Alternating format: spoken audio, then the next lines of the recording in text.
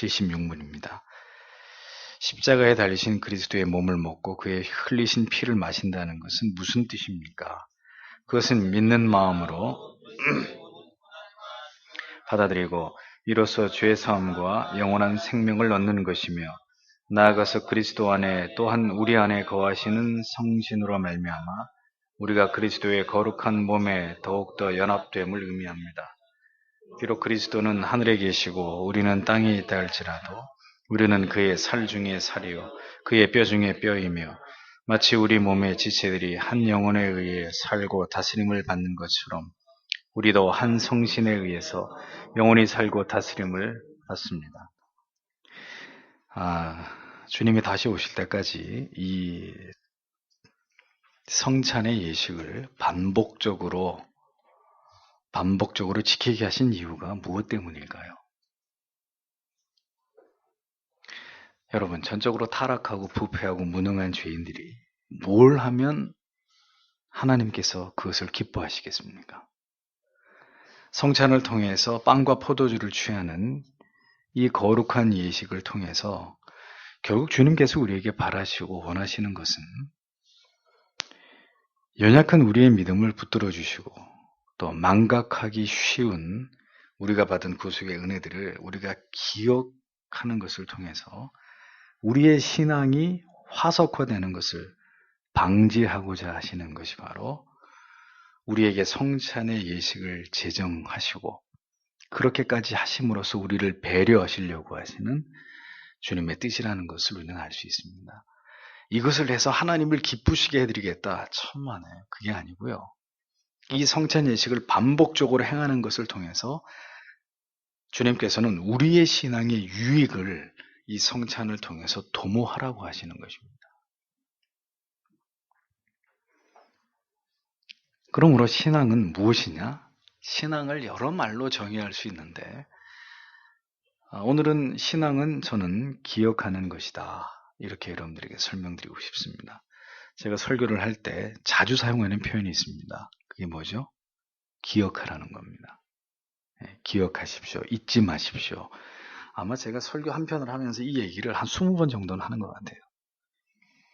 성경이 우리에게 말씀하고자 하시는 바가 무엇이냐? 2000여 년 전에 이 땅에서 일어난 하나님께서 사랑하는 자녀들을 위해서 행하신 가장 놀라운 그 일을 절대로 잊어버리지 말라는 거예요.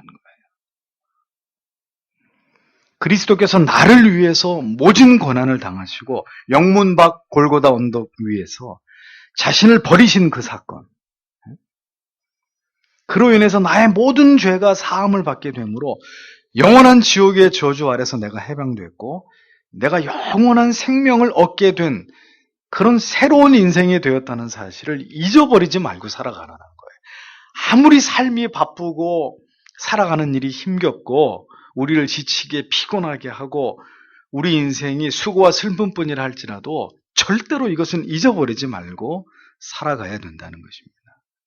성찬을 행할 때마다 내가 받은 은혜가 무엇인지, 그리스도께서 우리를 얼마나 사랑하셨는지를, 그 사랑의 처절한 대가가 무엇이었고 그 아들에게 죄를 물으시는 그 하나님의 지엄하신 공의가 얼마나 두려운 것인지를 절대로 잊어버리지 말라는 거예요.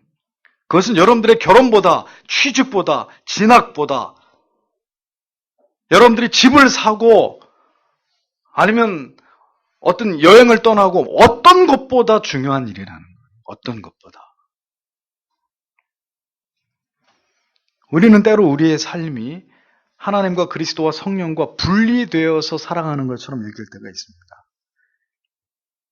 아무 일 없이 지나간 오늘 하루가, 지난 한 주가 모두 하나님의 은혜 때문이라고 여기면서 감격해하고 감사하기보다는 예사롭게 생각하는 거죠. 그리고 지난 한 주도 그렇게 살았으니까 앞으로 이제 내일부터 시작되는 또 한 주도 뭐 그렇게 살겠지, 이렇게 막연하게 생각하면서 하루를, 한 주를, 한 해를 그렇게 살아갑니다. 그렇게 우리는 고마움을 잊어버리는 존재들입니다. 하나님이 내 생명을 지켜주시고 보존해 주셨기 때문에 내가 오늘까지 살아있다. 이런 생각들 쉽게 드는 생각이 아니라는 거죠. 왜 부모님을 공경하라고 명령하십니까? 거슬러 올라가는 사랑, 올라가는 공경의 마음을 쉬이 잊어버리고 살아가는 죄인들의 눈에 보이는 부모님을 사랑하고 공경하지 않으면서 하나님을 경유한다는 것은 도저히 불가능한 얘기고 기대하기 어려운 의무라는 것을 하나님이 아시기 때문에 내 눈에 보이는 부모부터 공경하라고 말씀하신, 그것도 못하면서 나를 공경한다. 하나님은 그걸 어불성설이라고 여기시는 거예요. 구약의 모든 규례를 보십시오. 여러분, 11조를 드려야 하나님의 나라가 부유해집니까? 하나님이 거짓입니까? 기억하라는 것입니다. 기억하라. 너희에게 먹을 것과 입을 것과 너희의 안전을 도모하시는 이가 누구인지를, 너희의 모든 필요를 공급하고 너희를 채우시는 이가 누구인지를 기억하라는 의미로서의 모든 규례들과 제도들인 것입니다. 그럼 그걸 드려야 하나님이 기뻐하시고 그것이 대단히 하나님에게 어떤 이익이 되는 그런 차원의 것들이 아니라는 이야기죠. 우리가 그리스도의 살과 피를 빵과 포도주로 먹으면서 거룩한 예식에 참여하는 것은 우리가 힘써 더욱 성령으로 말미암아 그리스도와 온전한 연합을 이루기를 힘써야 될 거룩한 의무와 사명이 우리에게 있다는 것을 우리가 기억하고 깨닫게 하시기 위함입니다. 너희는 절대로 너희의 힘과 의지와 지혜로 능력으로 살아갈 수 없는 존재이다. 택자는 하나님께서 수시로 이 사실을 우리에게 깨닫게 하고 계신다는 것을 이해해야 될 필요가 있습니다. 여러분들이 인생을 걸어가실 때 우리를 수도 없이 좌절시키고 실패를 경험하게 하고 손실을 겪게 하고 때로는 우리의 힘으로 도저히 어떻게 할 수 없는 상황으로 주님께서 우리를 이렇게 몰아가십니다. 그 이유가 무엇 때문일까요? 내 힘으로는 절대로 살 수 없는 존재라는 것을 기억하라는 거예요. 하나님께서 불신자들에게는 그런 걸 기대하시지 않습니다. 자기들 마음대로 살도록 내버려 두시지만 신자는 그렇지 않습니다. 신자는 주를 의지하여 살 수 없는 존재라는 것을 주님 앞에 진실되게 고백하고 그것을 토해놓기까지 하나님이 계속 우리를 시련하십니다. 그것을 인정하게 되기까지. 이 진리를 온 가슴으로 깨달은 자들만이 성찬을 통해서 진정한 그리스도와의 연합과 이를 통해서 우리가 얻는 유익을 누리도록 하나님 그렇게 성찬을 우리에게 허락하신 것입니다. 여러분, 누가 밥을 제일 맛있게 먹을 수 있죠? 누가? 그렇죠. 배고픈 사람이. 배고픈 사람이 가장 맛있게 먹을 수 있습니다. 자다가도 일어나면은 좋아하는 게 국수인데, 네. 어제 그 행주산성 있는데 밑에 그 원주 국수집에 제가 태어나서 처음으로 국수를 남겨봤습니다. 이양기 집사님하고. 네.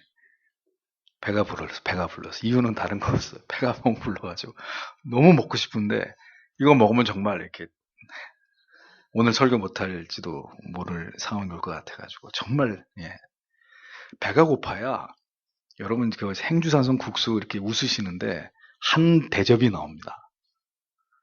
한 세숫대야가 나옵니다, 정말. 그런데도 3분이면 다 먹는데, 별로 놀라시지도 않나요? 네. 배가 고프면은 그렇게 들어가는 거죠. 누가 해갈의 은총을 맛보느냐? 누가 진정으로 내 영혼에 풍성한 은혜를 하나님이 주셨구나라는 것을 느끼느냐? 의에 주려고 목마른 자만. 의에 주려고 목마른 자만 배부름을 느끼는 거예요.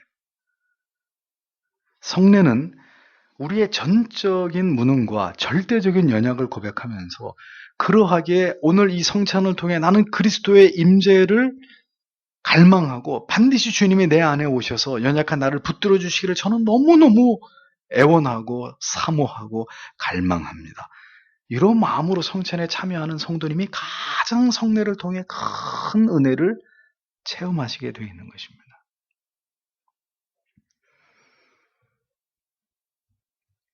주님이 함께 하시지 아니하시면 성령을 통해서 말씀과 깊은 기도 속에서 주께서 오늘도 이 벌레보다 못한 나와 함께 하시고 나를 붙들어주고 계심을 깨닫고 느끼지 못하면 우리는 결코 살아갈 수 없는 무능하고 무죄하고 심히 박약한 의지를 가진 존재임을 고백하면서 간절히 주의 도우심을 간구하면서 주의 영적 임재를 갈망하며 성찬 가운데로 나아가야 되는 것이 성찬에 나아오는 모든 성도님들에게 준비되어 있어야 될 목마름, 배고픔이어야 한다는 거죠. 우리의 몸의 생명력이 우리의 식량과 그리고 마시는 물에 의해서 지배되듯이 예수 그리스도 안에서 성령을 통해서 오늘도 우리에게 공급하시는 신령한 하나님의 은혜에 우리가 전적으로 의탁하고 의존해서 길고도 긴 신앙의 길을 걸어가게 하시는 하나님의 섭리가 바로 성찬 예식의 그 의미 속에 녹아 있다는 것을 기억하셔야 됩니다. 성찬과 여러분들이 한 주마다 드리는 이 예배는 여러분들의 영혼의 양식을 얻는 시간. 그럼 먹어도 그만, 안 먹어도 그만이 아니라 저는 여러분들에게 분명히 말씀드릴 수 있습니다. 오늘도 예배에 실패한 성도님들, 오늘도 주의를 성수하지 않은 성도님들, 다음 주에 반드시 패배하는 인생 살 겁니다.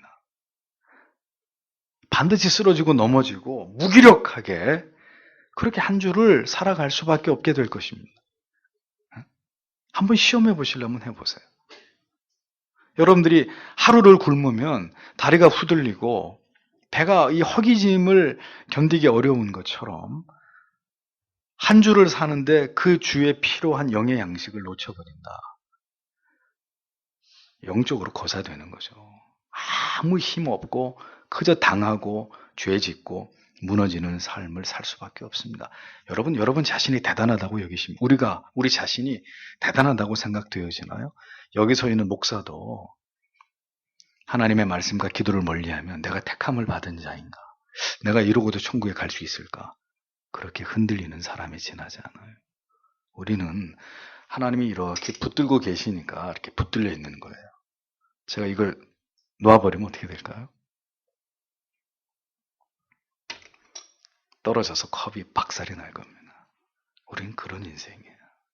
에이, 한 주 교회 안 가도 괜찮고, 오늘 성경 안 읽었다 그래서 주님이 재림하시는 것도 아니고, 오늘 기도 안 했다 그래서 무슨 크게 내일 내가 넘어져가지고 코가 깨지는 것도 아니고,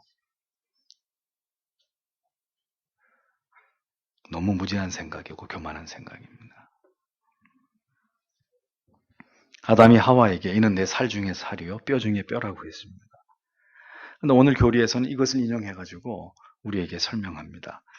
그토록 우리도 그리스도에게 사랑받는 신부라는 것을 기억하라는 거예요. 그래서 우리 안에서 우리와 영원히 함께 하시기를 결혼 왜 합니까? 한 집에서 서로 얼굴 쳐다보면서 하루 종일 데이트하고 이제 안녕 그리고 헤어져서 각자 집으로 가기 싫으니까 한 집으로 들어가서 계속 같이 있고 싶으니까 결혼하는 거잖아요. 마찬가지로 우리가 주님께 그렇게 사랑받는 신부라는 걸 기억하고 주님이 우리 안에 그렇게 늘 머물기를 원하시고 우리는 그 주님과 함께하기를 원하는 그러한 마음들, 그 마음의 교감이 성찬 예식 속에서 하나님과 우리 사이에 영적으로 이루어져야 된다는 것입니다. 주님이 우리를 그런 마음으로 바라보시는 거예요. 성찬에 참여하는 성도들, 너희는 내 살 중에 살이고 너희는 내 뼈 중에 뼈다. 내가 너희에게 오늘 내 살을 줄 것이고 내가 너희에게 내 피를 너희에게 줄 것이다. 그런 관계라는 거예요. 주님과 우리의 관계가. 이 예식을 참여할 때 이처럼 우리를 아끼시고 사랑하시는 그 주님의 마음을 깊이 느끼면서 성찬에 참여하는 것이 합당한 성도의 모습이라는 것입니다.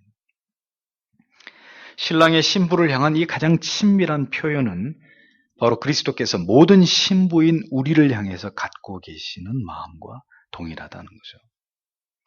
아담의 마음만이 아니라 첫사람 아담만 그런 마음을 가진 게 아니라 둘째 사람 아담인 예수님도 신부들인 우리를 향해서 너희는 내 살 중에 살이고 뼈 중에 뼈다. 이런 마음이시라는 겁니다. 신앙은 먼발치에서 마지 못해서 뒤쫓아가는 것이 아닙니다. 가장 친밀함 가운데 그 친밀함의 특권을 누리면서 절절한 사랑의 마음으로 그리스도의 신랑 되심과 우리는 그의 신부됨의 영광과 기쁨을 누리면서 그렇게 해서 주님과 함께 걸어가는, 동행하는 그것이 신앙입니다. 하나님께서는 결코 우리가 그가 베푸시는 사랑과 은혜를 피상적으로만 이해하고 형식적으로만 하나님을 사랑하는 것을 절대로 원치 않습니다. 네, 자주 말씀드리잖아요. 가슴이 없이 교회 나오는 것은 교회 나와서 죄를 짓는 거하고 똑같단 말이죠.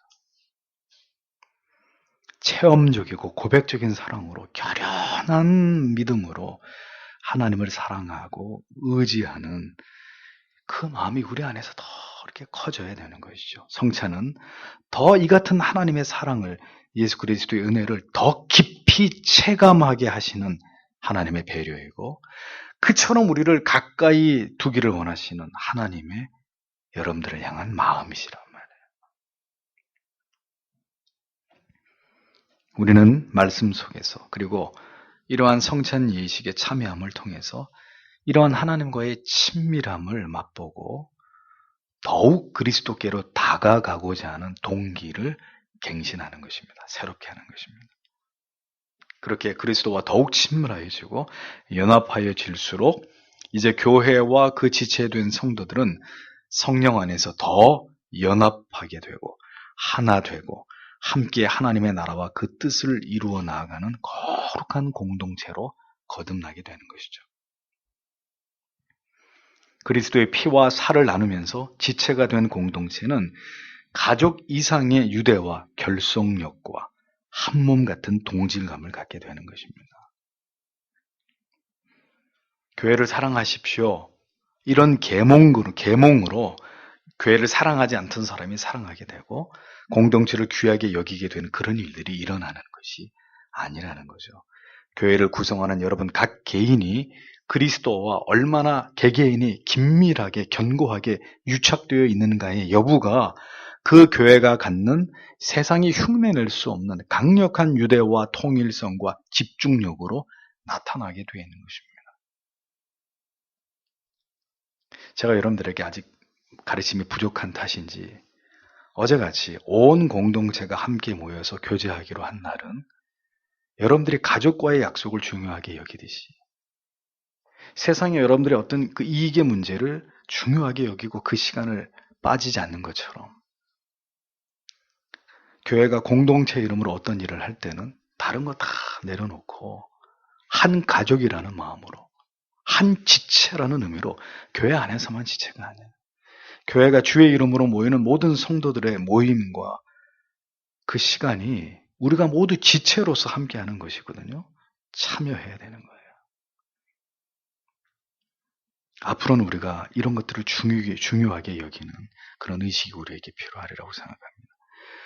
그러니까 누가 모아서 같이 예배합시다, 어떻게 그렇게 하지 않아도 개개인이 그리스도와 견고한 관계를 유지하고 있기 때문에 그 교회가 하나 되는 것은 그렇게 어려운 일이 절대 되지 않는다는. 교회가 어떤 한 마음으로 어떤 일을 이루어냅시다라고 할 때 아니요 소리가 나올 수가 없는 것이죠. 왜요? 전부 다 그리스도와 연결되어 있는 분들인데 거기서 어떻게 다른 의견이 나오겠어요? 그러니 교회가 하나 될 수밖에 없고 성령의 연합과 통치를 받으면서 하나님이 기뻐하시는 건강한 공동체로 하나님의 영광을 드러내는 그런 신적인 기관의 기능을 감당해내게 되는 것이죠. 그게 사람이 어떻게 얼고 묻고 엮어가지고 우리 하나 됩시다 라고 맨날 노래 부르고 띠두르고 하나 됩시다 이런다고 될 그런 일이 아니라는 거죠. 이 모든 일들을 주께서는 성찬에 참여해서 그리스도의 몸과 피를 받는 자들에게서 기대하시는 바라고 교리는 설명하고 있는 것입니다.